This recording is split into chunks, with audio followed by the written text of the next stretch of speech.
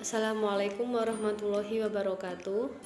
Pada mata kuliah Matematika Terapan 2, kami dari kelompok 3 akan menjelaskan mengenai cara menentukan kiblat dengan metode kotangen.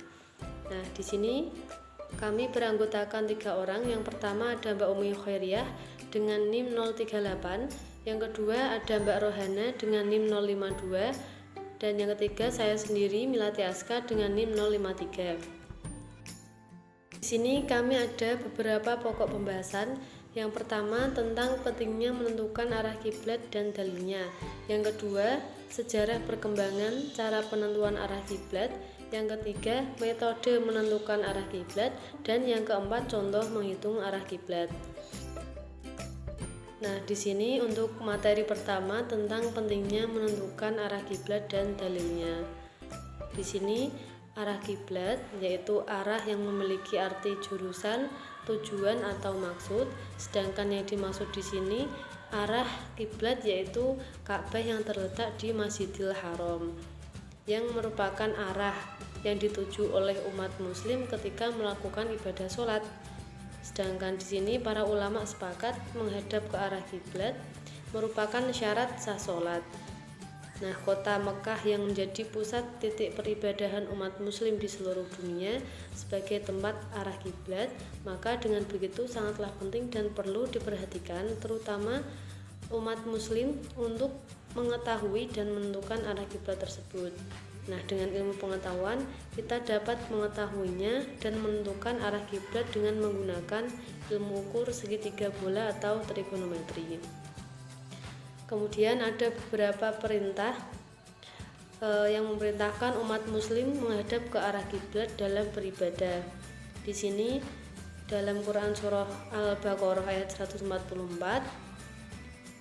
disebutkan bahwa palingkanlah wajahmu ke arah Masjidil Haram, dan di mana saja kamu berada, palingkanlah wajahmu ke arahnya. Kemudian ada Quran surah Al-Baqarah ayat 149 sampai 150 yang artinya dari mana saja kamu keluar, maka palingkanlah wajahmu ke arah Masjidil Haram. Sesungguhnya ketentuan itu benar-benar sesuatu yang hak dari Tuhanmu. Nah, untuk hadis riwayat Imam Bukhari di sini juga disebutkan bahwa dari Abu Hurairah berkata, Rasulullah SAW bersabda, menghadaplah ke kiblat lalu takbir. Untuk hadis berikutnya ada hadis riwayat Imam Muslim. Di sini juga dikatakan bahwa sesungguhnya Rasulullah SAW pada suatu hari sedang sholat dengan menghadap Baitul Maqdis. Kemudian turunlah ayat, sesungguhnya aku melihat mukamu sering menengadah ke langit, maka sungguh kami palingkan mukamu ke kiblat yang kamu kehendaki, dan palingkanlah mukamu ke arah Masjidil Haram. Jadi seperti itu, seperti apa yang sudah disebutkan dalam beberapa ayat Al-Quran dan juga As-Sunnah, dapat disimpulkan bahwa kita diperintahkan untuk menghadap ke arah kiblat atau Masjidil Haram yang terletak di Mekah, dan menghadap kiblat merupakan salah satu syarat sah sholat dan harus benar-benar kita perhatikan. Maka dari itu mengetahui arah kiblat dengan tepat bagi seorang muslim sangatlah penting. Nah, untuk materi selanjutnya akan dijelaskan oleh Mbak Rohana dan Mbak Umi Khairiyah. Assalamualaikum warahmatullahi wabarakatuh. Di sini saya akan memaparkan mengenai sejarah perkembangan cara penentuan arah kiblat dan metode menentukan arah kiblat. Sejarah pada awal perkembangan Islam tidak ada masalah tentang penentuan arah kiblat karena Nabi Muhammad SAW selalu ada bersama sahabat dan beliau sendiri yang menunjukkan arah ke kiblat apabila berada di luar kota Mekah. Namun ketika Rasulullah SAW tidak lagi bersama para sahabat dan mereka mulai membara keluar kota Mekah untuk mengembangkan Islam, penentuan arah kiblat menjadi sebuah permasalahan. Mereka beristihad dengan merujuk pada kedudukan bintang-bintang yang dapat memberi petunjuk arah kiblat. Di Arab, dengan melihat bintang qutbi atau polaris, masyarakat Arab dapat dengan mudah menentukan arah kiblat. tetapi tidak dengan masyarakat luar Arab, termasuk Indonesia, karena posisi bintang Qutbi atau Polaris jika dilihat dari Indonesia cukup sulit, yaitu berada di bawah ufuk. Di masa selanjutnya, penentuan arah kiblat dilakukan dengan Yaumul Rasdil Kiblat, yaitu dengan melihat posisi matahari ketika berada di atas Ka'bah. Peristiwa ini terjadi hanya 2 kali dalam setahun, yaitu pada tanggal 27 atau 28 Mei dan tanggal 15 atau 16 Juli. Kemudian muncul perkembangan dengan menggunakan alat tradisional, yaitu rubuk mujayyab, yaitu alat penentu sudut arah kiblat. Berkembang lagi dengan adanya kompas untuk menunjukkan arah mata angin yang kemudian digunakan juga untuk menunjukkan arah kiblat suatu tempat dengan perkiraan. Seiring berkembangnya zaman, adanya teknologi, munculnya Global Positioning System untuk menunjukkan titik koordinat di permukaan bumi secara akurat, dan muncul teodolit digital sebagai alat untuk sudut dapat digunakan untuk menunjukkan arah kiblat yang akurat. Beberapa software penentu arah kiblat seperti Google Earth, Kiblarogator, Kiblat Direction juga dimanfaatkan pula untuk mengecek arah kiblat bangunan masjid atau musola dilihat dari atas permukaan bumi. Secara teori, metode-metode yang digunakan untuk menentukan arah kiblat tersebut menggunakan perhitungan trigonometri. Selanjutnya, metode menentukan arah kiblat. Ada 3 titik lokasi yang harus diketahui, yaitu titik letaknya Ka'bah dan kutub utara sebagai titik tetap atau titik berubah-ubah, dan lokasi atau tempat yang akan ditentukan arah kiblatnya sebagai titik yang senantiasa berubah-ubah tergantung lokasinya. Perhitungan arah kiblat merupakan perhitungan besar sudut beta yang diambil oleh sisi A dan sisi C. Yang pertama, besaran alfa adalah jarak atau selisih lintang antara kutub utara atau lintang Pi sama dengan 90 derajat sampai lokasi B.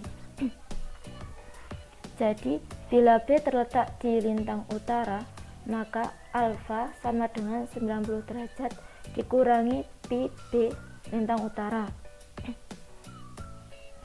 Dan bila B di lintang selatan, maka alfa sama dengan 90 derajat dikurangi min Pi B lintang selatan sama dengan 90 derajat ditambah Pi B lintang selatan. Selanjutnya yang kedua, besaran B adalah jarak atau selisih lintang antara kutub utara atau Pi sama dengan 90 derajat sampai kota Mekah. A, Pi sama dengan 21 derajat 25 menit lintang utara. Jadi B sama dengan 90 derajat dikurangi 21 derajat 25 menit lintang utara, hasilnya sama dengan 68 derajat 35 menit. Harga B ini tetap.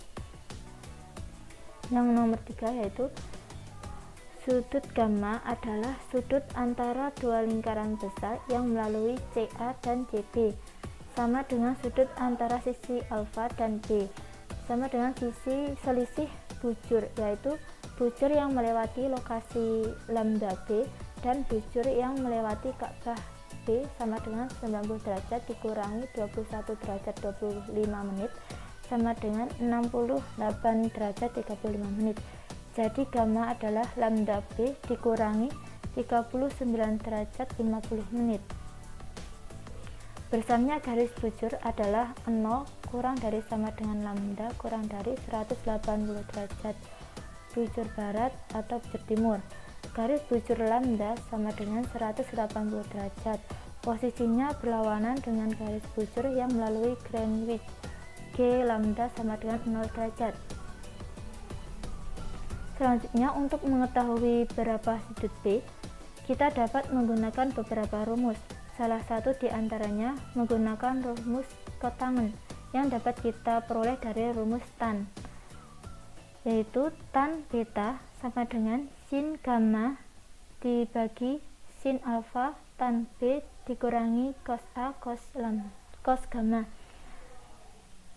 Cot beta sama dengan 1 per dibagi tan beta sama dengan sin alfa dikali tan B dikurangi cos A cos gamma dibagi sin gamma sama dengan sin alfa dibagi tan B sin gamma dikurangi cos alfa cos gamma dibagi sin gamma sama dengan sin alfa dibagi tan B dikali sin gamma dikurangi cos A dikali cot gamma.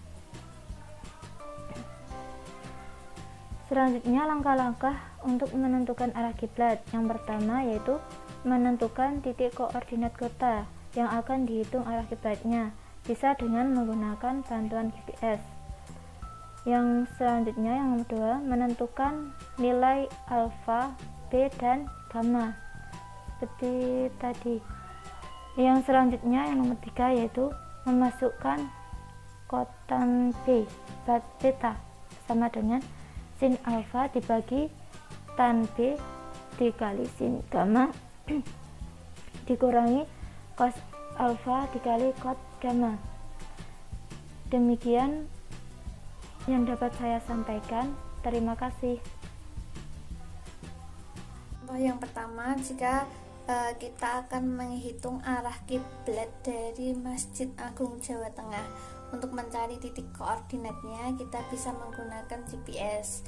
Nah, di sini sudah diketahui yaitu 6 derajat 58 menit 59,5 detik lintang selatan, 110 derajat 26 menit 42,4 detik bujur timur.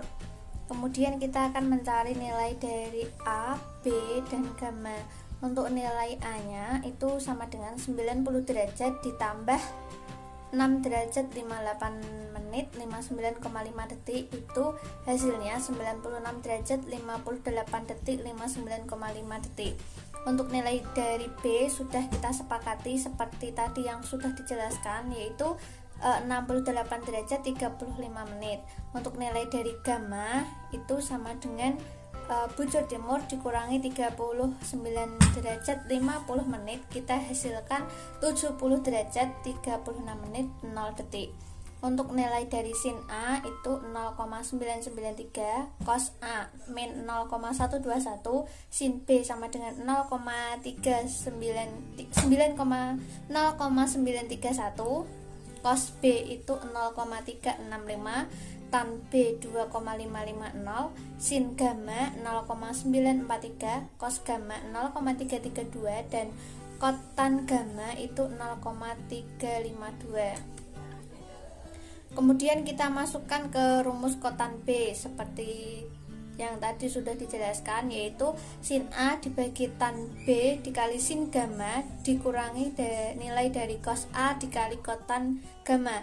Itu kita hasilkan nilai dari kotan B ada kotan beta itu sama dengan 0,456. Kemudian jika kita akan mencari nilai dari betanya itu sama dengan nilai dari antikotan beta sama dengan 65,5 dan kita jadikan derajat, jadinya 65 derajat 30 menit dan 0 detik. Jadi dapat kita simpulkan arah kiblat Masjid Agung Jawa Tengah itu sebesar 65 derajat 30 menit 0 detik dari titik utara ke arah barat. Contoh yang kedua kita ambil dari Masjid Sultan di Singapura. Kita hitung menggunakan rumus kotan. Kita tentukan seperti di atas. Kita menentukan titik koordinat menggunakan GPS. Nilainya yaitu 1 derajat 18 menit 13,5 detik lintang utara, 103 derajat 51 menit 33,9 detik bujur timur. Kemudian kita akan menentukan nilai dari A, B, dan gamma.